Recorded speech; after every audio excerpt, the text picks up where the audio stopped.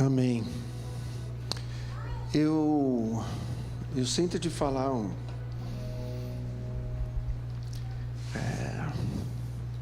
de dar uma palavra que eu creio que é do Senhor.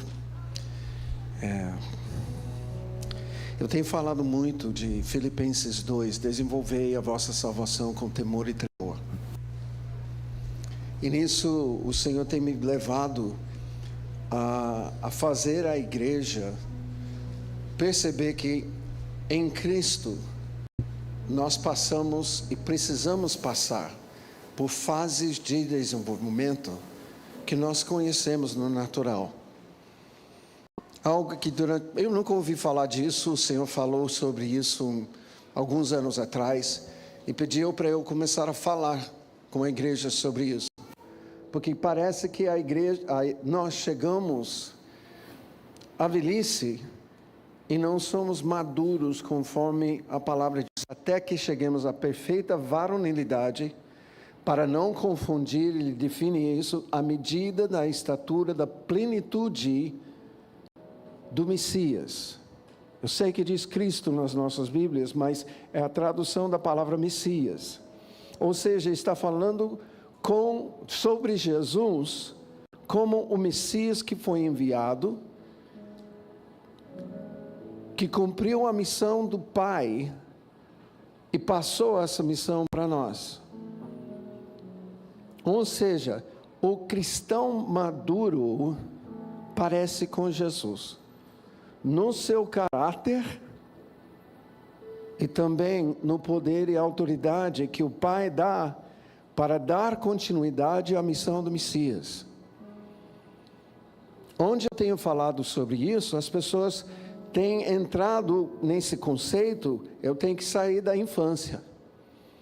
Eu brincava falando, sabe uma coisa, parece que a gente já tem 20 anos na igreja, mas estamos de fralda, porque a gente se suja e não sabe se limpar.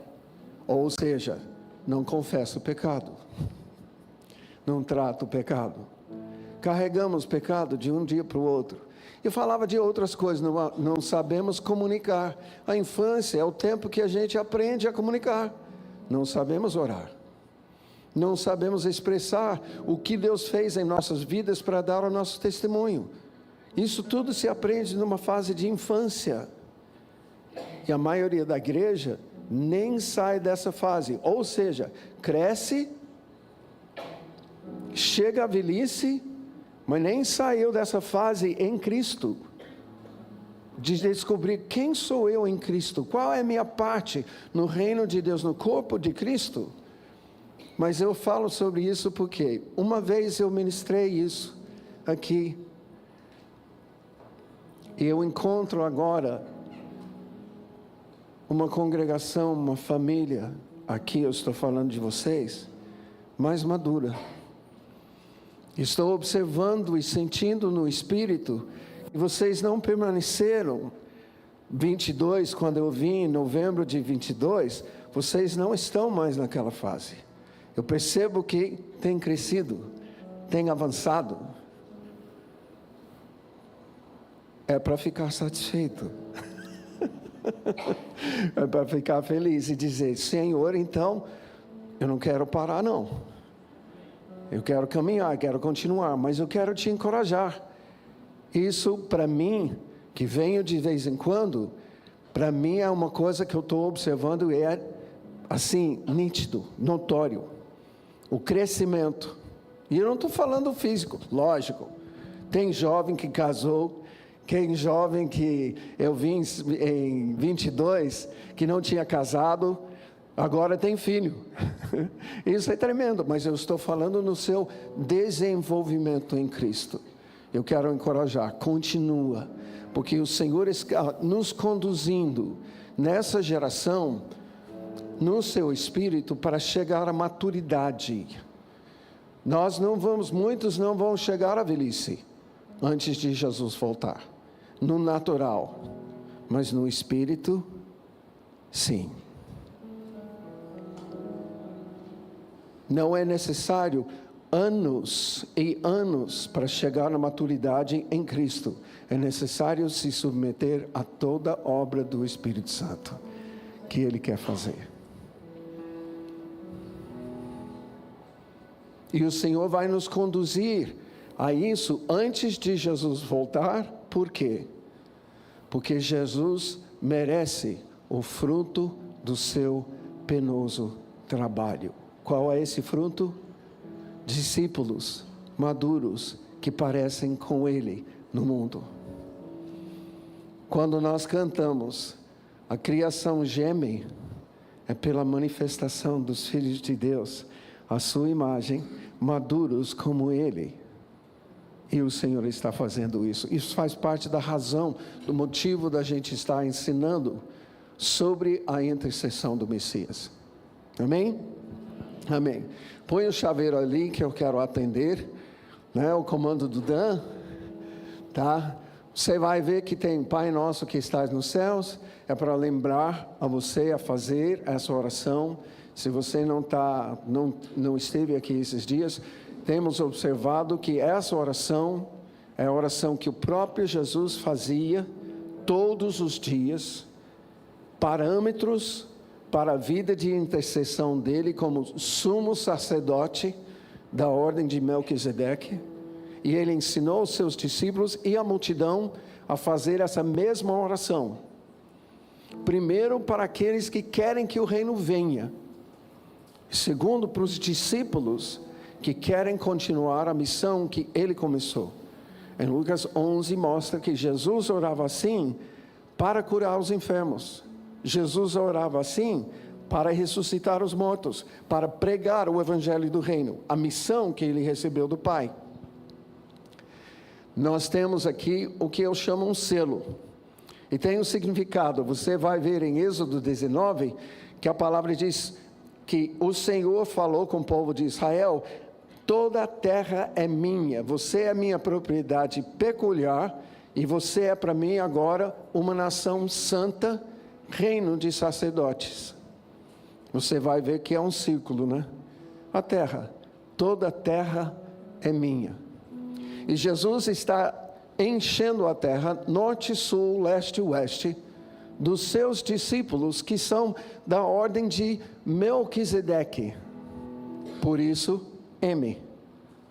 Você vai notar no meio que tem dois corações, um coração inclinado para baixo, outro que vai ao encontro desse coração, porque o coração do Pai se inclinou a nós e nos encontrou.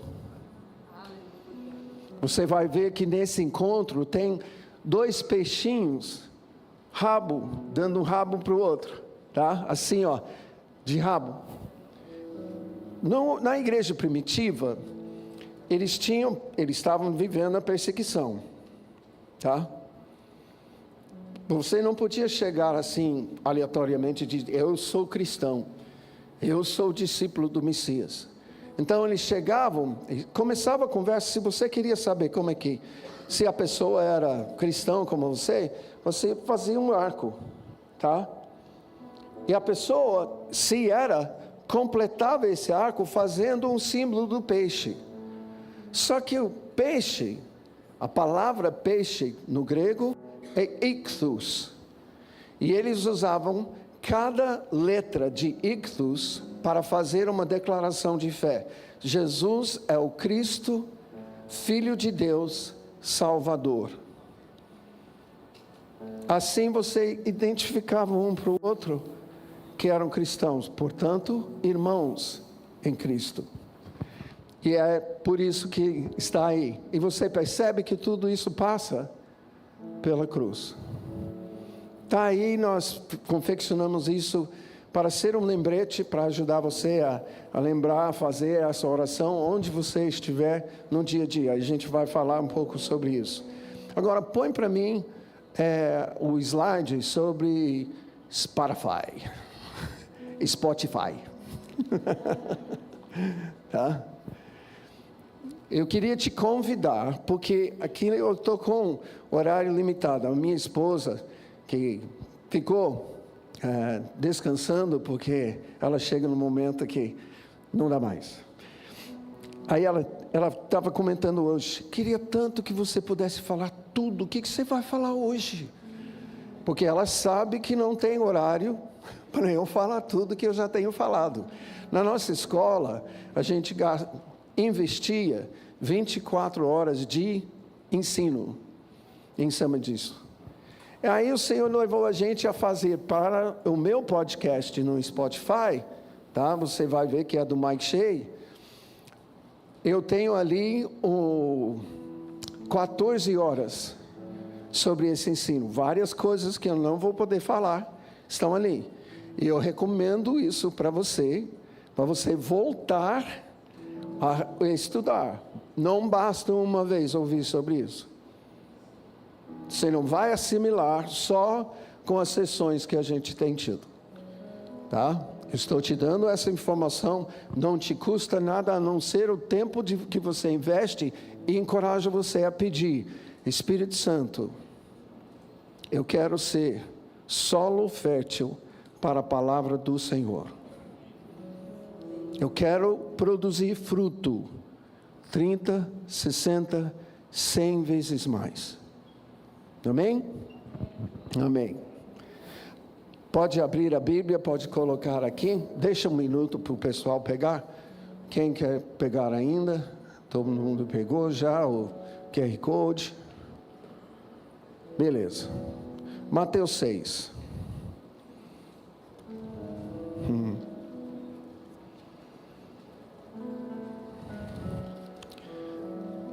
Dan, tem sido uma alegria muito grande para mim. Oh, ele foi. Falei antes de ver. Tá bom. Bom, pessoal, tem sido uma alegria muito grande para a gente voltar, reencontrar com vocês, rever irmãos, amigos, queridos, ver como eu já falei, como tem crescido no Senhor. Eu quero dizer para vocês que é perceptível, tá? E isso é tremendo, isso é tremendo. Não é apenas mais pessoas ou outras pessoas. Eu estou vendo pessoas que se desenvolveram em Cristo. Isso é tremendo. E como eu falei na primeira noite, eu tenho uma dívida para com vocês. Eu sei o quanto vocês oraram por mim. E eu sou grato, muito grato. Glórias ao Senhor pelas pisaduras que Jesus levou. Mas eu sei que sem oração, tá? Não é aplicado. Eu louvo a Deus pela forma que tantas pessoas, especialmente vocês, tá? Têm orado por mim. E se eu estou aqui hoje, é 1, 2, 3, 4, 5. Essa é a 6ª vez que eu estou ministrando em pé. Tá? Não tenho ministrado em pé até voltar agora para o Brasil. Tá? Então, louvo a Deus por isso. Amém? Amém. E eu queria que você...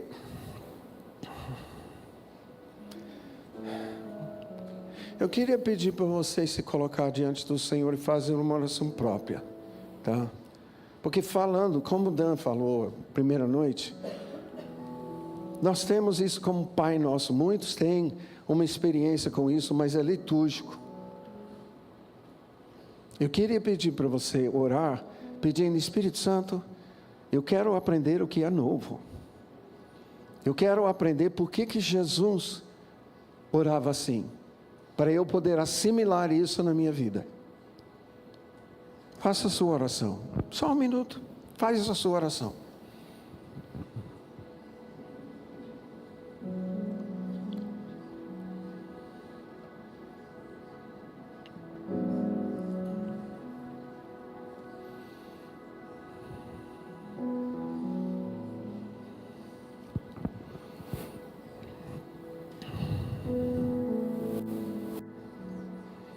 Espírito Santo, ajuda-nos nessa noite. Nós queremos receber a palavra como semente. Queremos ser solo fértil. Ajuda-nos para podermos assimilar o ensinamento de Jesus, mas não somente o ensinamento, a prática de Jesus na intercessão, como Messias. Pois é em nome dele que pedimos. Amém. Versículo 9, 6, 9. Portanto, vós orareis assim. O Senhor não está sugerindo. Ele está falando nesse contexto, primeiro com os discípulos. Como mestre, ele está dando uma ordem. Ele usa o tempo do verbo futuro, tá? Como se fosse um imperativo. Mas no contexto de mestre e discípulo, ele está dando uma ordem e eles entendem isso. Agora, atrás dos discípulos, tem a multidão que está ouvindo também. E eu estou falando isso, repetindo isso, especialmente para quem não estava aqui até agora. Você chegou nesse momento. Você precisa entender esse contexto, porque Jesus não está ensinando isso num contexto litúrgico. Eu lembro quando fui criado na igreja católica, para quem ele não estava, eu fiz primeira comunhão, me crismei, depois eu fui coroinha. Então, eu tenho propriedade em falar sobre a minha experiência ali, e como isso na minha vida foi uma coisa assim, uma vã repetição, como Jesus falou. Por quê? Porque eu fazia na missa, mas eu não pensava no que eu estava falando. E não fazia essa oração fora da missa, a não ser numa hora que o padre me falou, faz 5 Pai Nosso, né, como ato de contrição depois da confissão, né? Aí você vai, você faz rapidinho. Pai Nosso que estás no... Amém. Aí você não... É uma vã repetição. Isso tinha se tornado assim na minha vida. Eu quero que vocês saibam que o contexto que Jesus está ensinando não é um contexto litúrgico. Ele está ensinando para as pessoas assimilarem isso para a sua vida devocional, a sua vida sacerdotal em Cristo. No final do primeiro século, nós estamos falando 100 depois de Cristo, os apóstolos escreveram um documento que é chamado Didaquê. Essa palavra é grega e significa ensinamento, Didaquê, tá? Quase como corresponde com Torá, o ensinamento do Senhor. Mas para o Novo Testamento, não foi reconhecido como canon, não faz parte do Novo Testamento. Mas o ensinamento dos apóstolos, eles foram ensinando várias coisas para as pessoas que estavam se convertendo. No capítulo 8, fala sobre jejum e oração. A orientação é que faça essa oração, justamente a versão de Mateus, que nós estamos vendo aqui, 3 vezes ao dia. Pensa, então não é uma liturgia.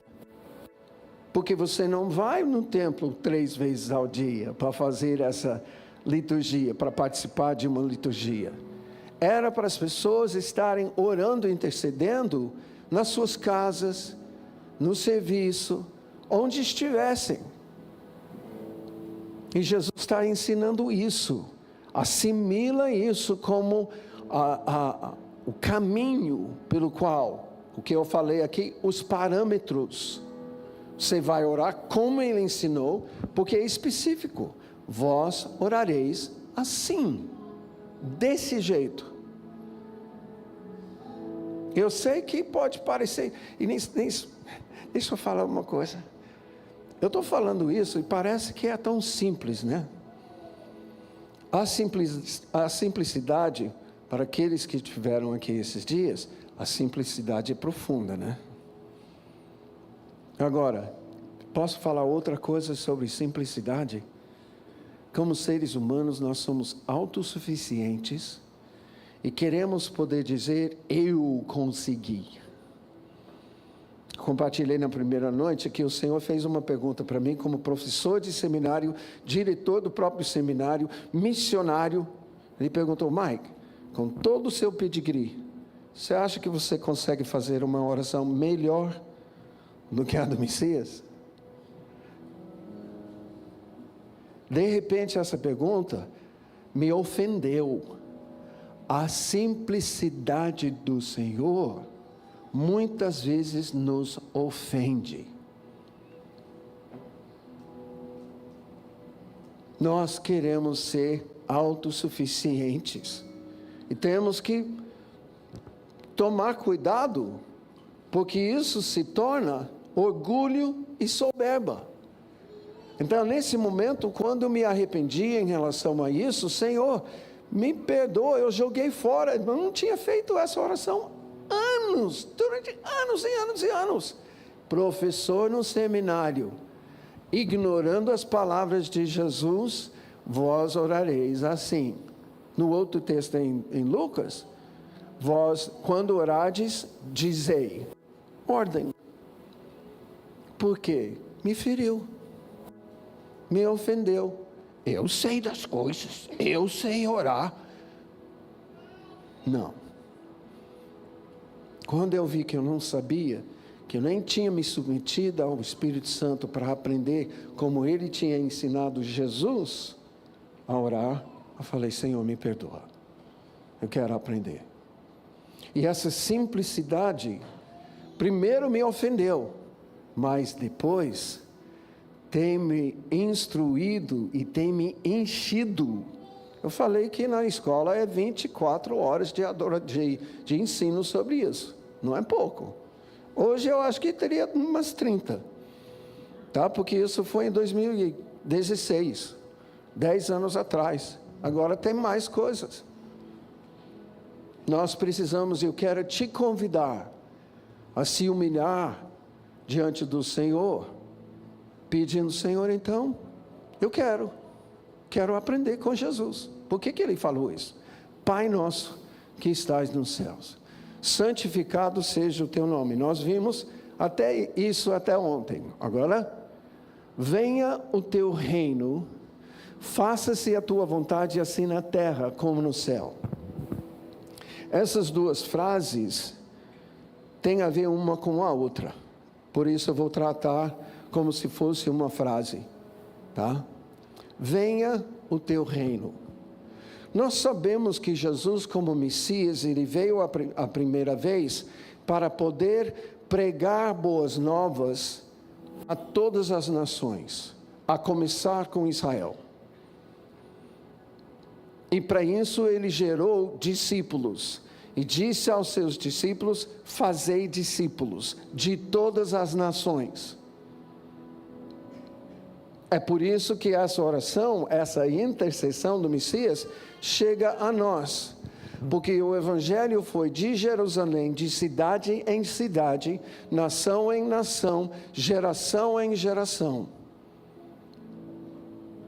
Agora, 2000 anos depois, nós estamos vendo aquilo que Jesus começou durante o seu ministério.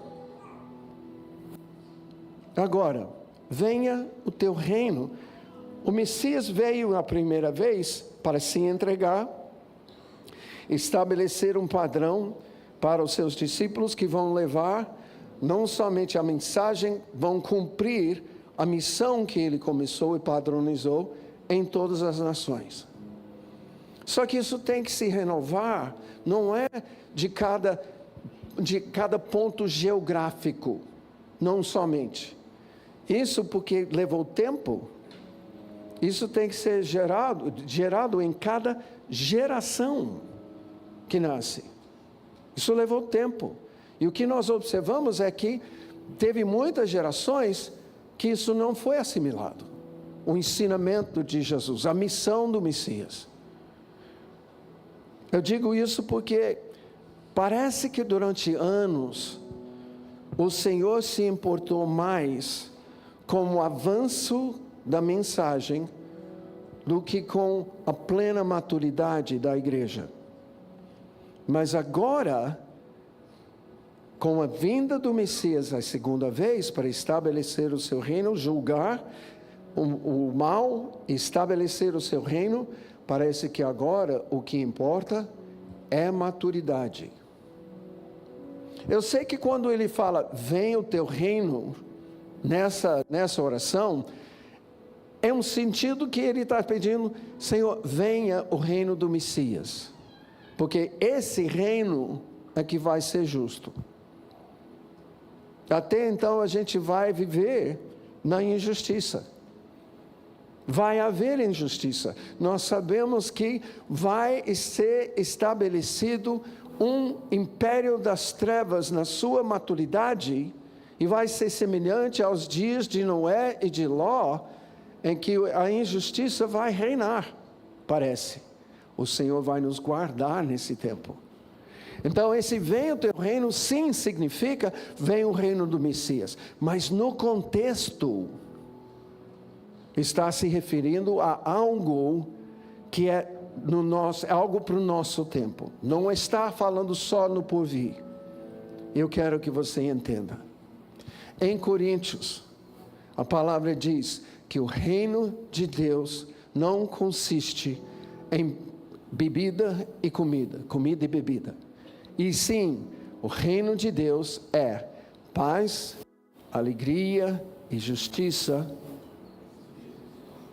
Como? No Espírito Santo. No Espírito Santo. Eu queria que você entendesse algo. Quando Deus assopra as narinas de Adão, quando ele criou, foi para o Adão viver debaixo do governo do Espírito Santo. Esse sopro é o Ruach.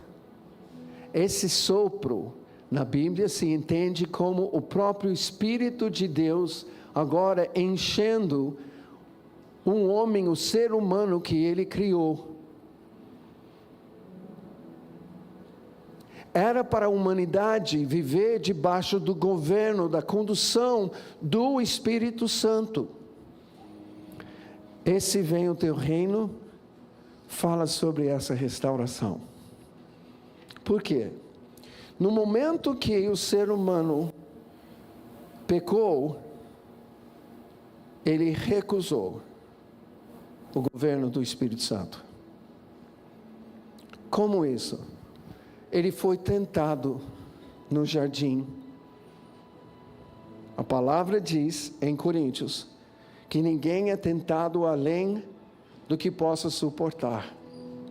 E sim, naquela hora da tentação, o Espírito Santo mostrará uma porta de escape. Isso não é só de hoje, é um princípio desde o jardim. Adão e Eva foram culpados porque eles não aceitaram o governo do Espírito Santo, mostrando que eles precisavam dizer não para o tentador e para a tentação, e procurar um escape. Eles aceitaram o engano, a mentira, só que com isso houve uma tragédia para a humanidade. Jesus, quando ele fala no cenáculo, depois dele ser crucificado, agora é ressurreto, ele entra no cenáculo e ele diz, recebei o Espírito. O que ele faz? Isso lembra aquele momento, lá quando Adão foi criado. Ele soprou, como Deus soprou as narinas de Adão. Jesus, quando ele fala sobre a vinda do Espírito Santo, ele fala, convém que eu vá, porque quando eu for, eu vou rogar ao Pai, ele enviará um outro conselheiro. Ele está fazendo tudo para restaurar o governo do Espírito Santo, no que Deus queria, desde o jardim. Imagina como seria a nossa vida não fosse esse pecado. Só que a obra de Jesus, o sacrifício de Jesus, restaura isso no ser humano. Ele começa ministrando a tristeza segundo Deus, que produz arrependimento para a salvação, para o novo nascimento. O Espírito Santo começa a operar em nós quando a gente está morto, nos nossos pecados e delitos. Morto não ouve, morto não vê, morto não sente, morto não. Mas o Espírito Santo, para esse defunto espiritual, começa a agir, ministrando a tristeza segundo Deus. Você não foi criado para isso. Você não foi criado para viver esse pecado, para estar debaixo desse jugo. Eu tenho outra coisa para você. Foi assim que o Senhor começou a me mostrar Jesus. E quando eu tive a minha experiência com Jesus de conversão, eu falei: Senhor, eu não quero mais pecar. Eu não quero mais pecar, eu não quero viver debaixo dessa escravidão. Eu quero libertação, eu quero que o Senhor me transforme à imagem de Jesus. O que acontece? Aquela hora que Adão e Eva pecaram, a palavra diz: o Espírito se retirou. Outra hora que Jesus fala sobre a vinda do Espírito Santo, ele diz: Ele está entre vós, mas Ele estará em vós. Mostrando que é isso que aconteceu. Na hora que Adão e Eva pecaram, o Espírito se retirou. E durante esse período, o ser humano vive sem habitação do Espírito Santo. O Espírito Santo não habita. Ele visita, ele capacita para certas coisas, mas ele não habita. Quando chega Jesus, ele fala para os seus discípulos no cenáculo: recebei o Espírito. E ele sopra profeticamente. O que foi que aconteceu no cenáculo no dia de Pentecostes? E veio um som.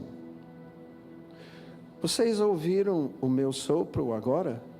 Mas sentiram? É isso que aconteceu no cenáculo quando o Espírito Santo veio. Os cabelos da galera não ficavam zoando no vento. Veio um som. O sopro do Pai de novo. Para fazer o quê? Para restaurar o governo do Espírito Santo. Venha o teu reino. É o nosso convite, é o nosso clamor, é o nosso pedido: Espírito Santo, venha governar sobre minha vida. Até porque Romanos 8 fala: os que são guiados pelo Espírito Santo, esses, não outros, esses são filhos de Deus. Venha o seu reino. Nós precisamos entender que Jesus era... Alguém vai dizer: mas por que Jesus orava isso por Ele mesmo? Porque Ele, como Filho de Deus, primogênito entre muitos irmãos, Ele tinha que dar o exemplo. E eu não vou aprofundar nisso, mas era passivo a pecar. Ele foi tentado no deserto em todas as coisas que nós somos. Não seria tentação se ele não fosse passivo a tentar, a cair no pecado. Ele foi tentado, mas ele não caiu, não pecou. Cada vez ele disse: na hora Aí eu vou sugerir para você. Nessa hora o Espírito Santo falou para ele como escapar de cada uma das tentações. No último dia, nós sabemos que ele teve com o próprio príncipe das trevas. Foi ter com ele. Ele respondeu às tentações, porque veja a base da tentação de Satanás.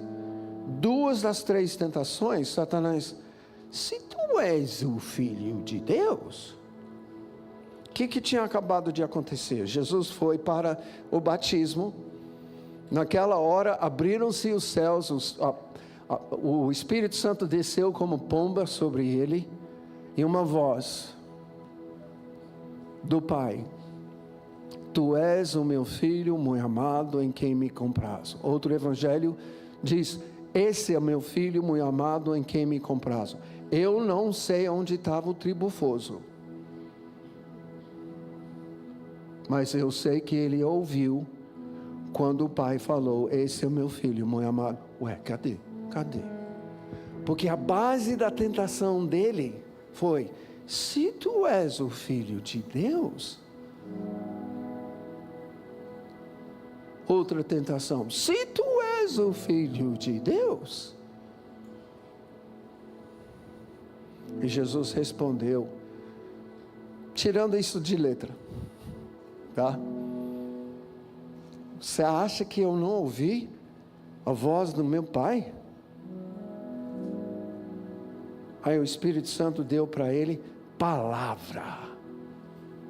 Confrontou o tentador com palavra. Não vem com essa não, cara. Eu sei quem eu sou. Sou filho de Deus. Não vem com essa tentação, não. Não caio nessa. E nisso ele nos dá exemplo. Eu estou dizendo isso porque se esse exemplo não serve para nós, ele não serve de exemplo. Ele não é primogênito. O fato dele ser primogênito entre muitos irmãos é que ele serve, ele foi enviado, ele viveu para ser um exemplo para nós da filiação que nós podemos ter com o Pai dele. Eu sou o caminho, a verdade e a vida, e ninguém vem ao Pai senão por mim. Ele veio para nos levar ao Pai, para restaurar isso. O próprio sopro. Recebei o Espírito. Jesus vivia debaixo do governo do Espírito Santo. Isaías 61. Quando ele foi, aliás, o Espírito do Senhor Deus está sobre mim, porque o Senhor me ungiu. A palavra aí, ungir, é Messias. Ele me messianou, tá? Para pregar boas novas aos quebrantados. Isso significa que Jesus está cooperando com o Espírito Santo. Por quê? Quem quebranta o coração? Você consegue pregar algo que quebranta o coração da pessoa?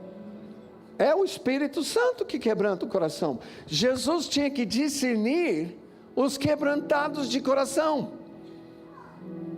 Se não era quebrantado de coração, ele orava: venha o teu reino sobre essa pessoa. Obra do Espírito Santo, a começar com a tristeza, segundo Deus, que produz arrependimento para a salvação. Discernindo, essa pessoa não está pronta para ouvir tudo. Ela precisa ser quebrantada, porque ele foi enviado para pregar boas novas aos quebrantados. E nisso, antes dele pregar, ele está pedindo a parte que é do Espírito Santo. Todo mundo que vai chegar aqui, quebranta o coração, porque eu sei que eu não consigo. Venha o teu reino. Isso significa o governo, a obra, a ministração do Espírito Santo na vida e no coração do ser humano. Ele continua, mas eu queria que você visse Lucas 4, versículo 16.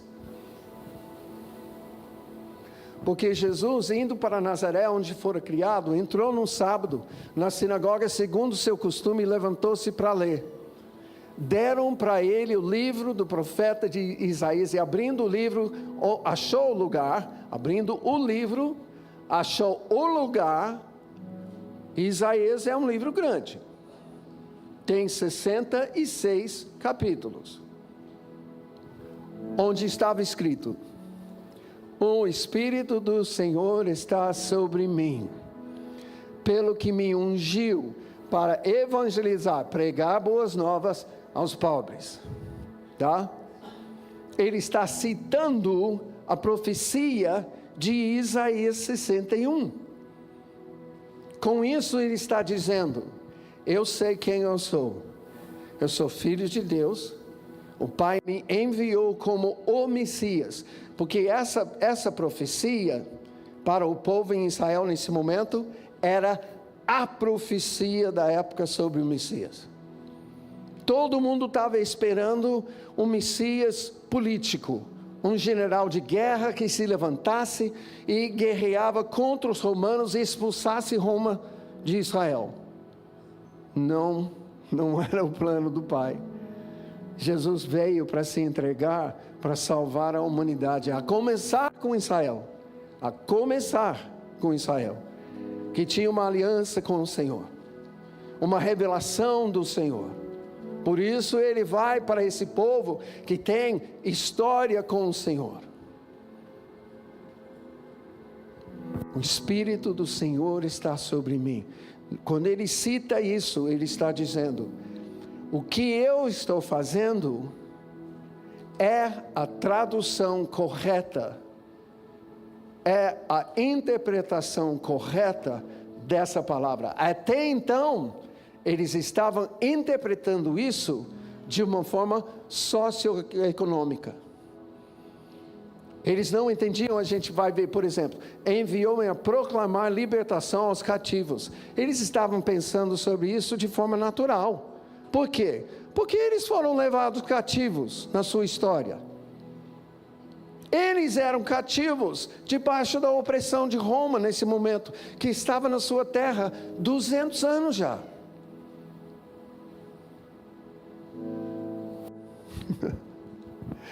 Quando ele fala sobre isso, ele está dizendo: está vendo os demônios que têm manifestado?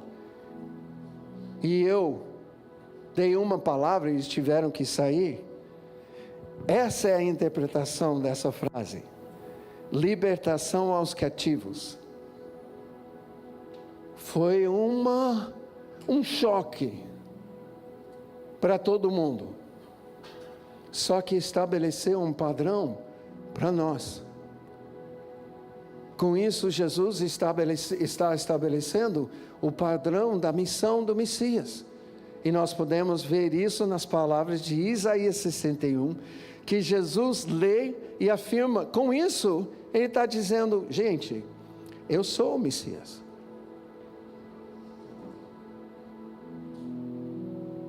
E eu trouxe o governo do Espírito Santo de volta.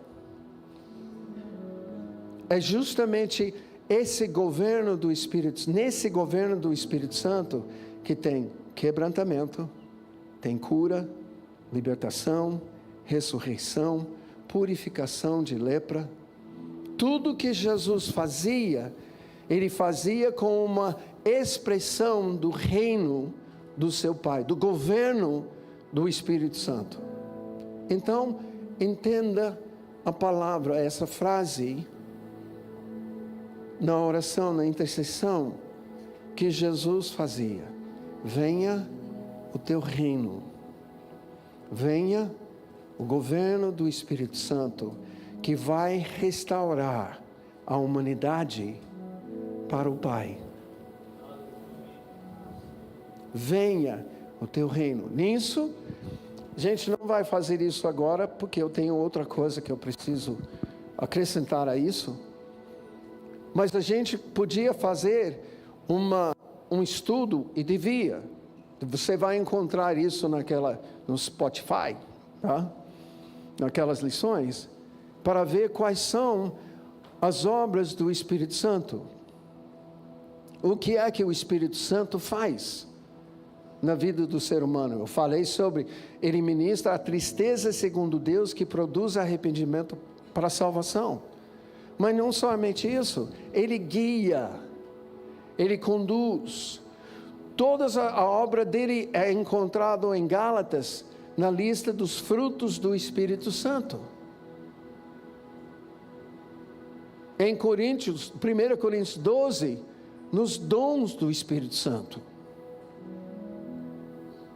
Ele é o Espírito que santifica as nossas vidas. Ele é um Espírito que ensina as coisas que Jesus ensinava e outras coisas que Jesus não podia ensinar naquela época, porque os discípulos não estavam prontos. E a Bíblia fala sobre tudo isso. Quando Ele está pedindo isso, Ele está nos ensinando a pedir: Espírito Santo, eu quero todo o seu governo sobre mim.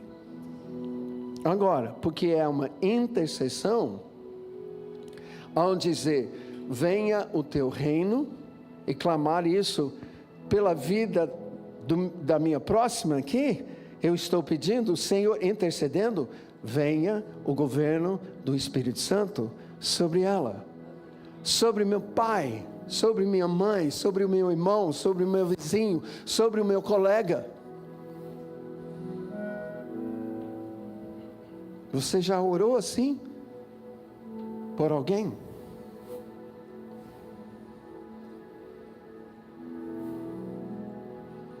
Jesus orava assim por nós.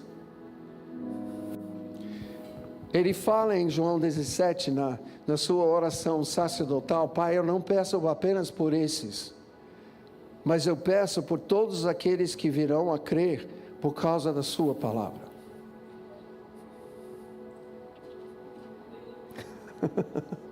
E a palavra diz que ele está intercedendo à direita do Pai agora. Como é que você acha que ele está orando? Nesse exato momento, Jesus está intercedendo por mim, para que eu possa falar como ele falava. Ele está intercedendo para que o Espírito Santo me dê as frases, me dê o entendimento e a maneira de expressar nesse contexto conosco aqui.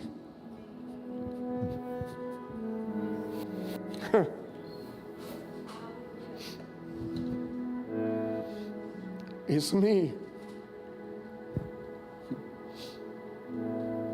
impressiona,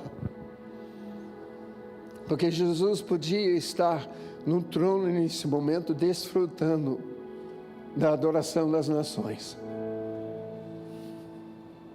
mas Ele está diante do Pai, intercedendo por nós,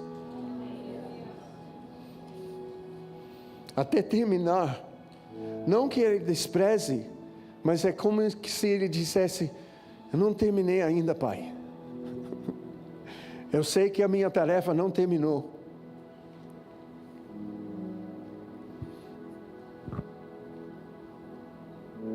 Ele está orando por mim nesse momento, por você nesse momento. Aquilo que nós oramos, seja essa palavra semente, sejamos nós solo fértil para receber a semente da palavra e produzir 30, 60, 100 vezes mais. Ele que está pedindo isso, Ele que pregou sobre isso. Venha o teu reino, seja feita a tua vontade. Com isso ele sabia. Eu vou falar uma coisa aqui, você vai ter que lidar com isso, mas você precisa chegar na conclusão de Jesus, tá? É a vontade do Pai curar toda enfermidade, ponto. Como é que eu sei? Olha Jesus. Ele só não curou quem não foi até Ele, ou quem Ele não podia chegar para curar. Foi o desespero dele olhando a multidão. Rogai ao Pai que envie outros trabalhadores para que possam trabalhar e fazer a mesma coisa que eu estou fazendo, porque eu não dou conta dessa multidão. Eu estou vendo tanta gente. Aflito se refere a doenças e enfermidades. Jesus não tinha dúvida. Ele foi enviado pelo Pai para sofrer e pagar o preço para a nossa cura. Então, por que não todo mundo não é? Você vai ter que lidar com isso. Eu só vou falar a verdade. Você acha que o Pai iria enviar Jesus para sofrer no pelourinho? A tortura que ele sofreu não fosse a vontade dele curar?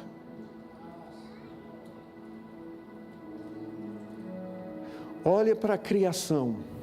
Você não precisa nem ser crente. Você corta o braço, desde que você limpe e cubra, fecha sozinho.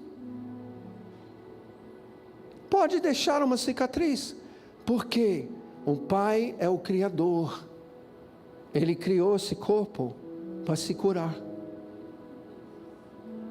Há toda uma linha de medicina. A mais antiga é encontrar na natureza o que o ser humano precisa para que o corpo se cure. Nós temos um sistema imunológico para combater doenças.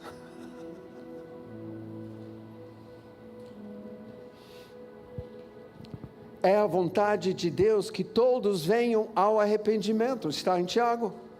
Que todos venham ao arrependimento. Todos vêm, não porque não seja a vontade do Pai, mas porque recusam. É a vontade do Pai, se é para todos virem ao arrependimento que produz salvação. É a vontade do Pai que todos sejam salvos. Todos são? Não, porque recusam. Jesus falou sobre isso. Você não é condenado porque o Pai quer te condenar. Você é condenado porque você não aceita Jesus, que é a provisão do Pai para a sua salvação, para o seu retorno ao Pai.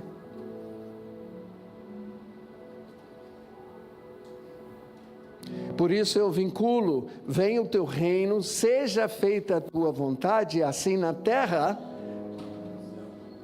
Qual é a vontade de Deus expressa na palavra para a humanidade?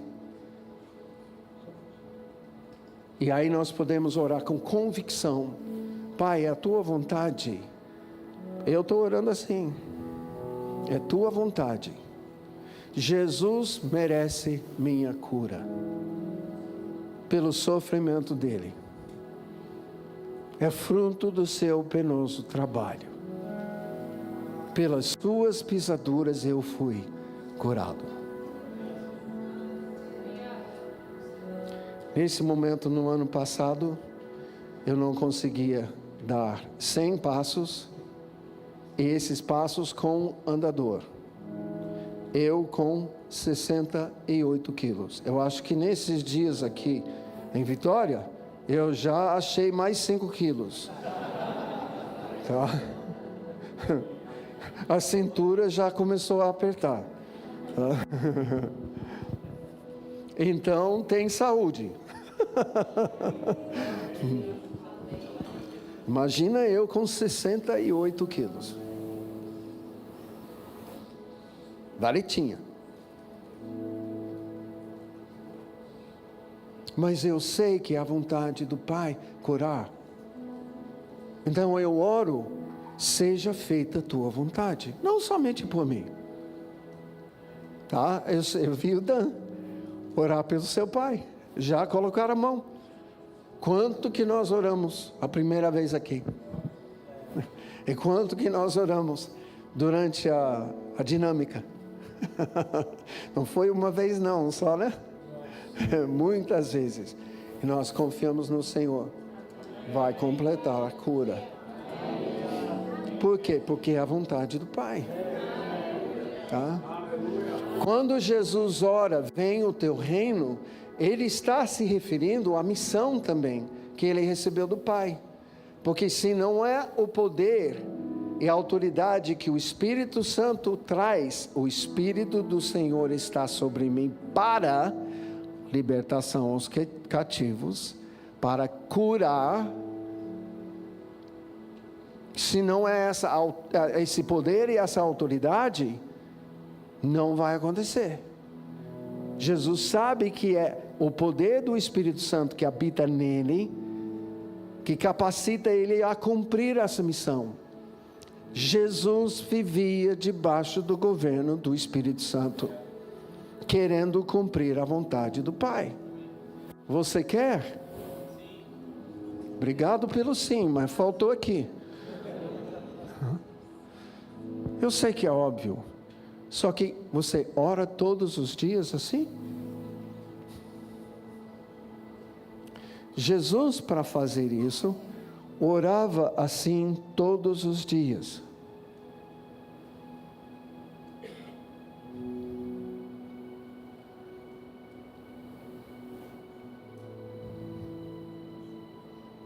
A simplicidade nos ofende, né?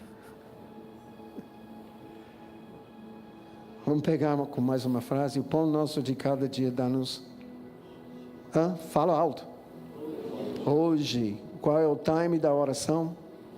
Hoje. Se faz essa oração todos os dias?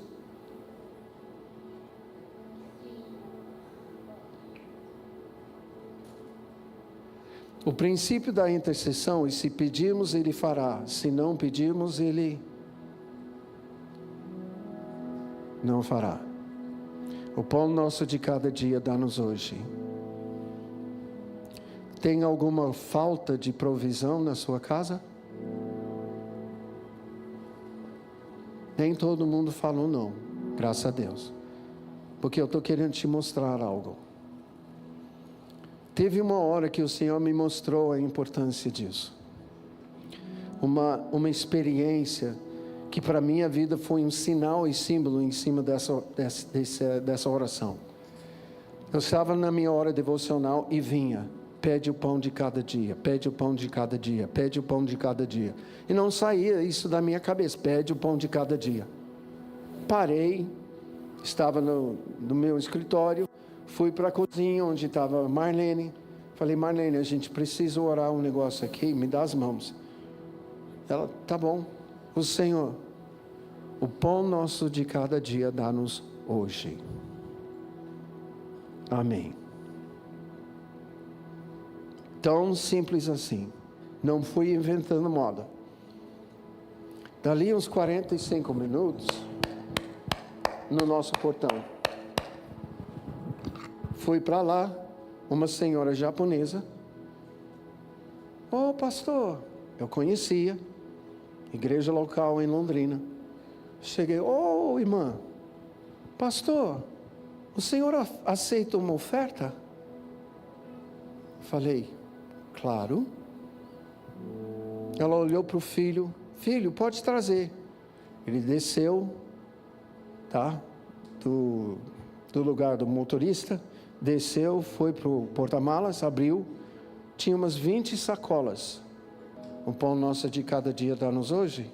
45 minutos depois, chega essa irmã, comecei a chorar e falei, irmã, o que está acontecendo aqui? Ela falou, não, eu estava na minha hora devocional de manhã, e Deus falou para mim, vai lá no mercado Shangri-La. Agora, quem entende essa palavra, Shangri-La, é o paraíso das outras religiões. Ou seja, o céu.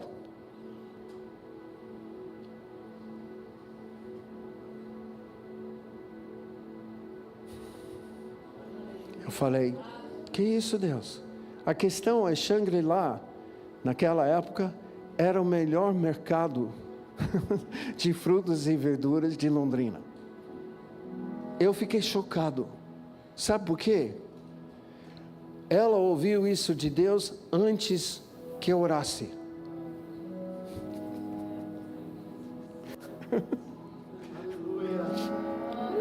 O Senhor prepara antes. Muitas vezes nós não temos a provisão de coisas em nossa casa porque a gente não pede, e quando pede, a gente pede mal. A palavra diz isso. A gente pega dinheiro de pão e compra doce.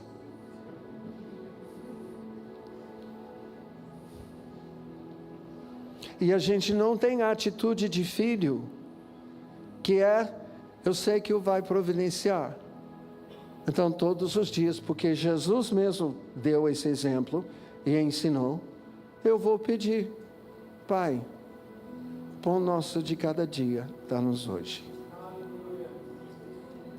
Pode parecer uma coisa para você banal ou simples, para nós não foi. Não foi.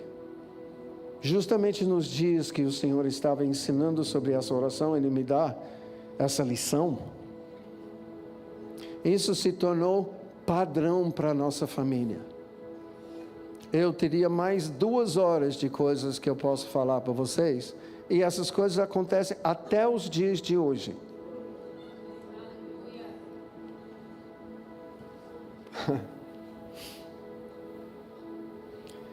Sabe quando você sabe que o Pai providencia?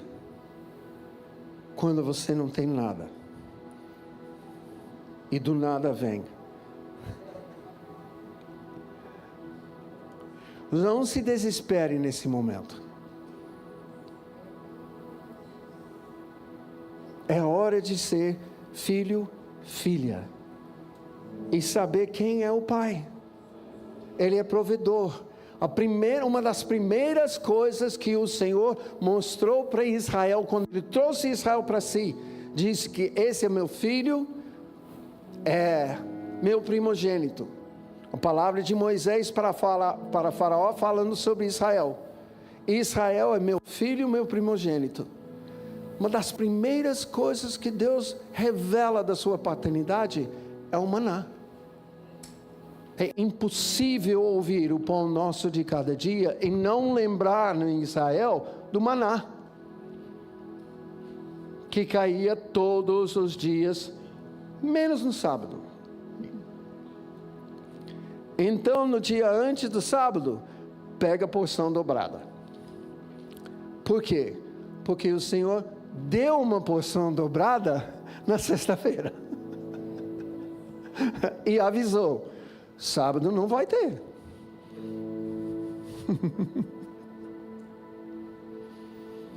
Ao longo da história de Israel, a questão da sua provisão, comida, alimento, é algo que Deus faz, é algo que Deus dá e não dá, justamente para mostrar, revelar a sua paternidade e até para disciplinar.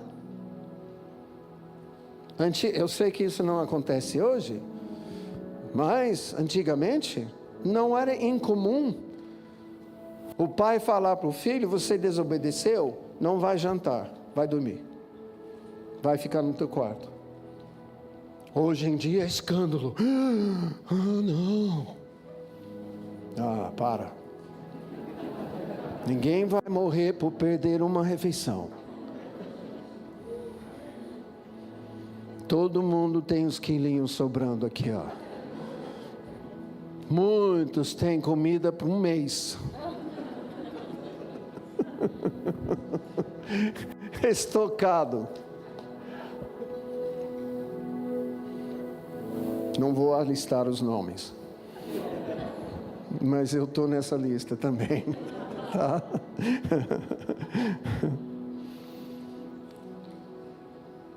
Aí eu quero tomar uns minutos para falar sobre a santidade. Eu falo santidade prática pela prática da santidade. Perdoa os nossos pecados, perdoa-nos as nossas dívidas, assim como nós temos perdoado aos nossos devedores. E não nos deixes cair em tentação. Tá. Qual é a atitude do Filho de Deus na sua oração todos os dias? Uns vão dizer, mas Jesus nunca pecou, ele não teve por que pedir perdão. A questão é que ele se identificou tanto com o nosso pecado, que ele assumiu nosso pecado e iniquidade, não na cruz só, na hora do seu batismo. Na hora do seu batismo. Ele estava declarando, Pai, eu sei que o Senhor me enviou como sacrifício, eu sei que esse momento vai me levar para a cruz, onde eu vou assumir e tomar sobre mim a iniquidade, no sentido de levar o castigo, que vai trazer a paz para a humanidade. Mas já aqui no batismo, eu estou me identificando sobre isso. Só que Jesus não se identificou só no batismo. Ele já estava orando assim. E ele orava, perdoa-nos as nossas dívidas, por essa identificação conosco, já na intercessão. Agora, é claro que o que ele está ensinando para nós é, vocês têm pecado, mas vocês não têm que carregar o seu pecado de um dia para o outro. Qual é o time dessa oração? Hoje.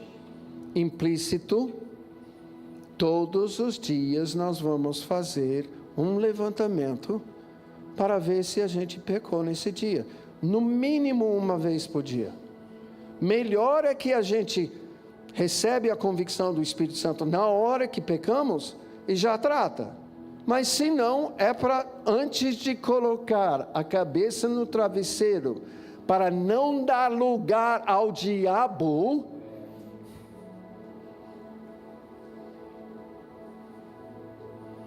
vou falar. Quando a gente dá lugar ao diabo, a gente fica ou não fica endemoniado? Ih, Mike. Dar lugar ao diabo. Se ele está aqui sentado na cadeira, que eu pedi para ele sentar. Aqui perto, aqui dentro. Eu convidei. Agora não tem que ficar com isso. A ideia que Jesus está ensinando, e João entende isso. Mais tarde ele escreve, se confessarmos os nossos pecados, Ele é fiel e justo para nos perdoar e nos purificar de toda injustiça.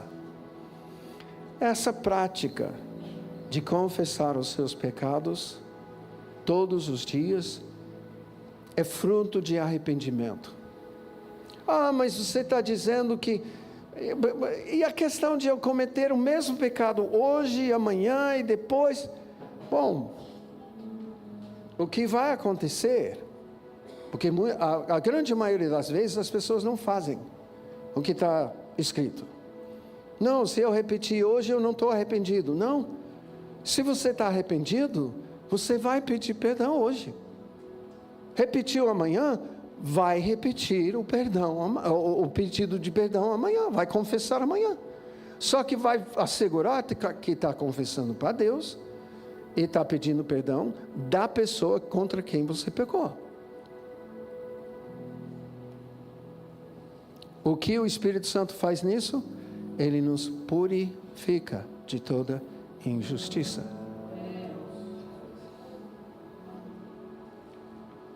Agora, parece que não é grande coisa, mas tem uma frase que completa isso.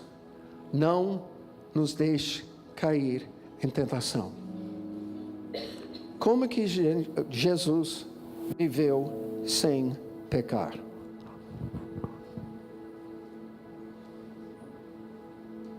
Porque todos os dias ele estava pedindo: Pai, não me deixe cair em tentação.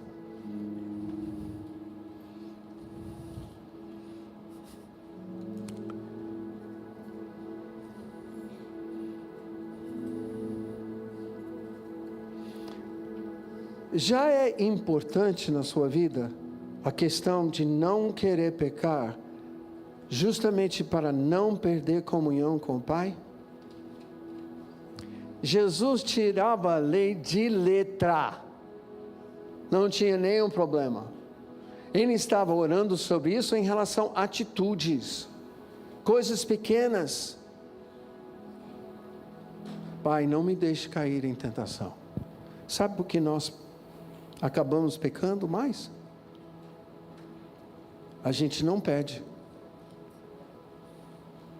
A gente não se importa na questão de perder uma comunhão com o Pai, 1, 2, 3 dias, talvez uma semana, talvez de culto em culto. O que Jesus está ensinando para os discípulos aqui é: todos os dias, você tem pecado, confessa. Por quê?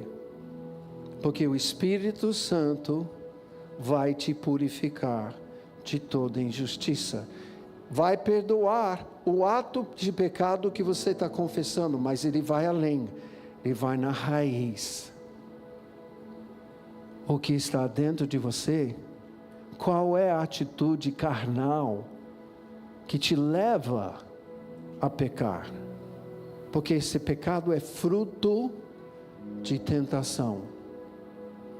Há um tentador, mas há uma concupiscência da sua carne, a palavra ensina. Há uma atitude dentro de você que o diabo mira e ele arma contra nós, uma tentação. O que Jesus está ensinando para aquele que quer seguir o seu exemplo como filho de Deus? Você pode orar ao Pai: não me deixa cair em tentação.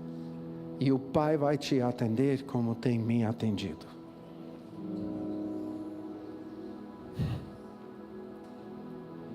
Marido,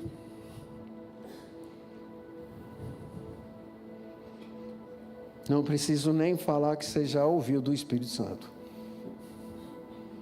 Atitudes com sua esposa, com seus filhos.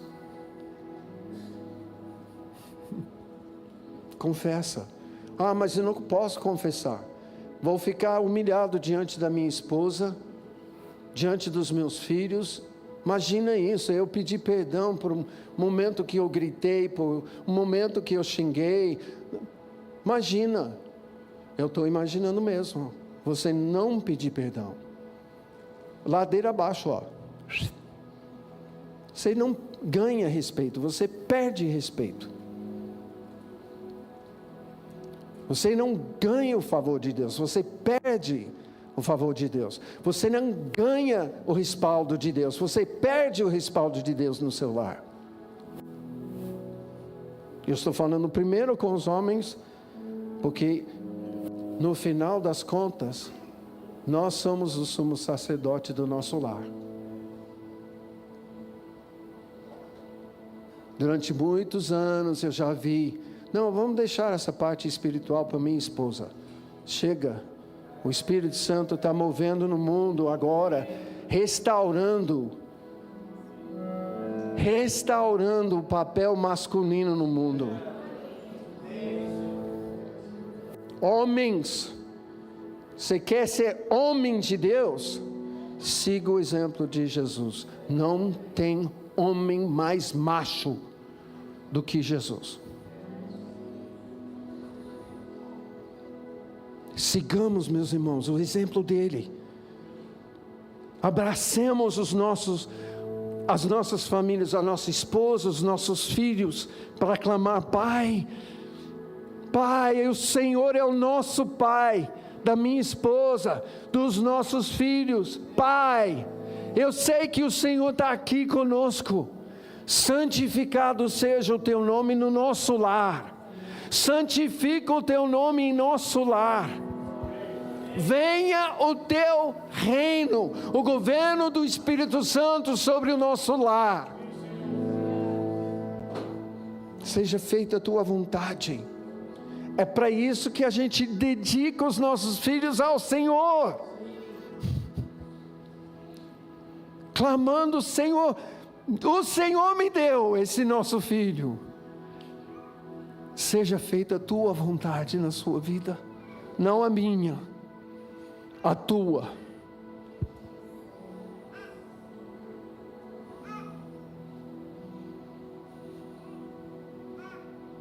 Faz isso, pai. Faz isso, marido. Faz isso no quarto, porta fechada, sozinho com o Senhor. E depois faz isso junto com a família. Deixa o Espírito Santo gerar, conforme nós falamos ontem, o clamor de Jesus. Lágrimas. A palavra ensina que Jesus clamava com lágrimas, intercedendo. Significa que ele fazia essa oração com gemidos e com lágrimas diante de Deus. Faça isso, pai. Faça isso, marido. Se você não é casado, comece a fazer isso sobre sua família. Essa é a sua jurisdição sacerdotal, assim, a sua base. Tem que começar ali. Depois você precisa ver onde que o Senhor te leva no dia a dia. Para a escola, para o serviço, passando pelo bairro, saindo da sua porta. Se é a casa, os vizinhos. Se é um prédio, apartamento, você tem como interceder. Quantas pessoas moram no seu prédio? Essa é a sua jurisdição sacerdotal. Começa todos os dias a orar: Pai Nosso. Jesus não orou isso sobre cristãos. Ele orou assim pelo mundo, inclusive os seus discípulos, inclusive cristãos. Nós precisamos pegar e aplicar isso. Agora, terminando, eu vou dar 3 exemplos. Primeiro, eu ensinei isso para um grupo em São Paulo, uns 20 anos atrás. Uma moça pegou isso, e eu falei para fazer isso, para fazer essa oração, na casa dos seus parentes. Toda semana ela ia na casa da avó, reunia-se os filhos, o pai dela, na casa da mãe dele, e levava os netos. Só que ali tinha uma mesa, onde tinha várias imagens. Eu falei: onde você vai aplicar isso? Pai Nosso, o Senhor é pai da minha avó. Pai Nosso, tu estás aqui. Santificado seja o teu nome. A avó estava invocando outros que não Jesus.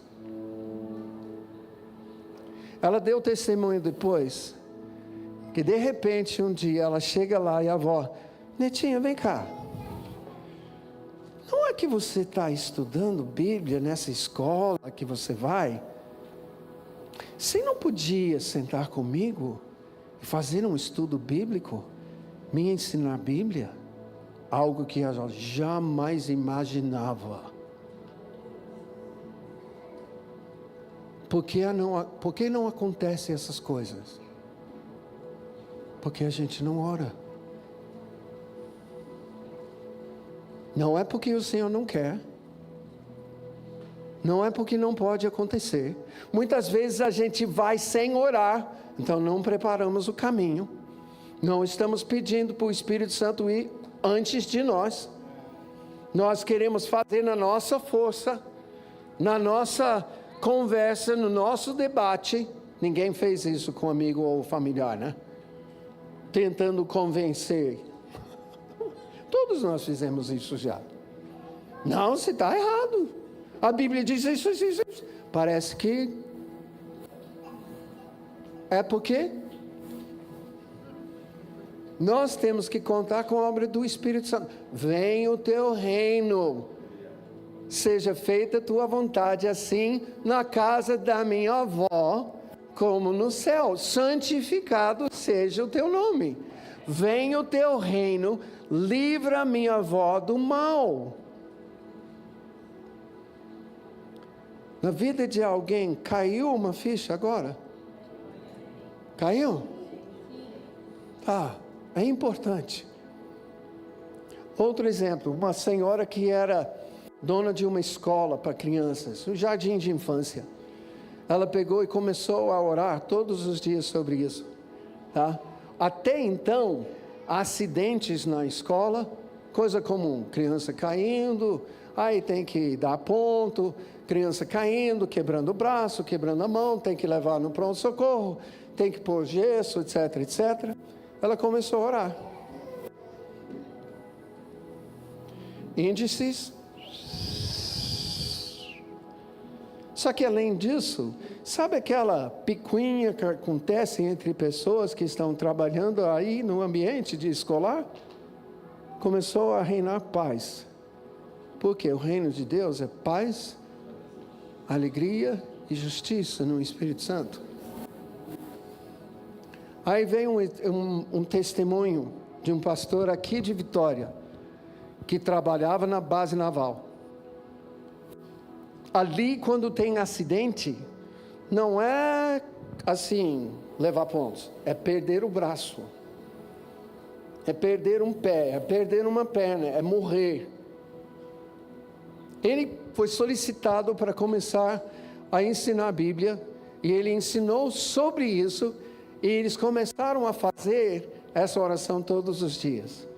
Chegou um tempo, aplicando tudo isso e orando assim, ele estava para sair desse serviço, pegar um outro emprego, e foi falar com o chefe: eu vou sair, estou terminando aqui.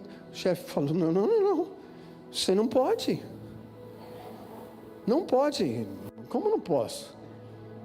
Eu vou. Como não posso? Não, você não está entendendo. Aí ele explicou: os nossos índices de acidente aqui, do que era alto, foi a 0. Nós só não sabemos o que o Senhor vai fazer porque a gente não assimilou o ensinamento de Jesus.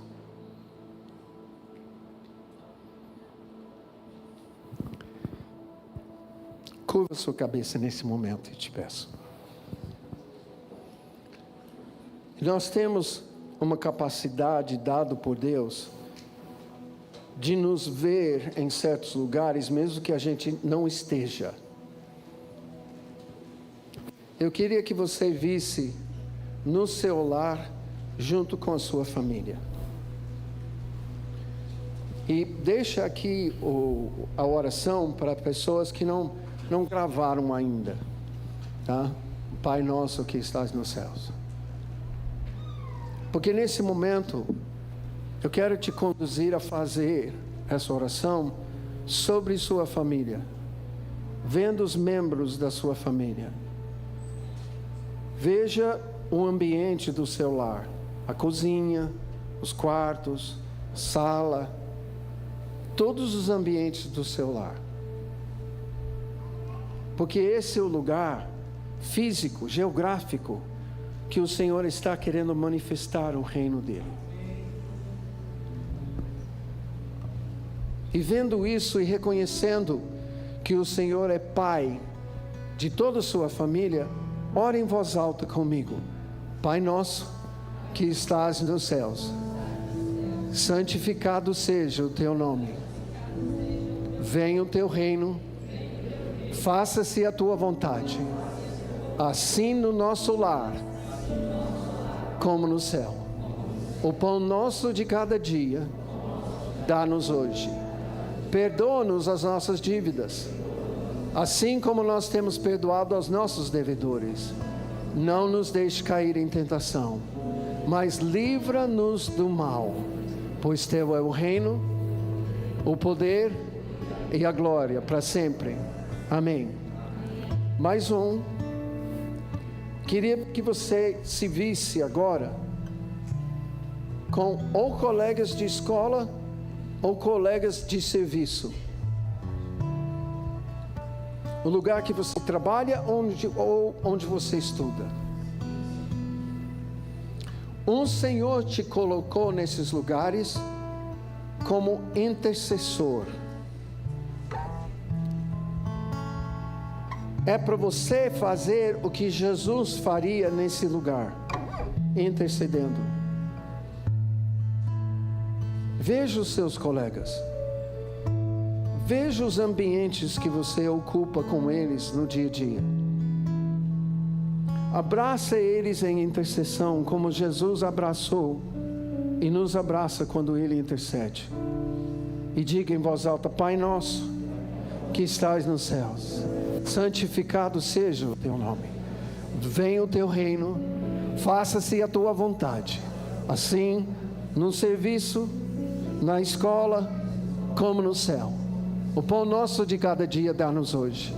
Perdoa as nossas dívidas, assim como nós temos perdoado aos nossos devedores.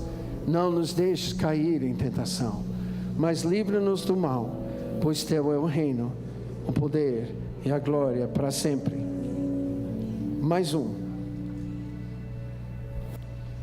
Nós somos a noiva do Senhor. Quem mora em Vitória? Levanta a mão. Quem mora em Vitória? Vocês são os intercessores que Jesus colocou nessa cidade para clamar. Quem não é de Vitória? Você está na sua cidade como noiva do Senhor para interceder. Interceder para que o reino de Deus venha, para que o nome do Senhor seja santificado. Agora eu quero que você se veja numa praça da sua cidade. E nessa praça, você está representando a população da sua cidade diante do Senhor. Você não está orando por uma família, você está orando por muitas famílias que você nem conhece. Intercedendo em voz alta, dizendo: Pai nosso, que estás nos céus, santificado seja o teu nome, venha o teu reino, faça-se a tua vontade, assim na minha cidade, como no céu. O pão nosso de cada dia, dá-nos hoje. Perdoa as nossas dívidas, assim como nós temos perdoado aos nossos devedores. Não nos deixe cair em tentação, mas livra-nos do mal, pois teu é o reino, o poder e a glória para sempre. Senhor, ensina-nos a praticar essa oração como Jesus ensinou todos os dias. Amém.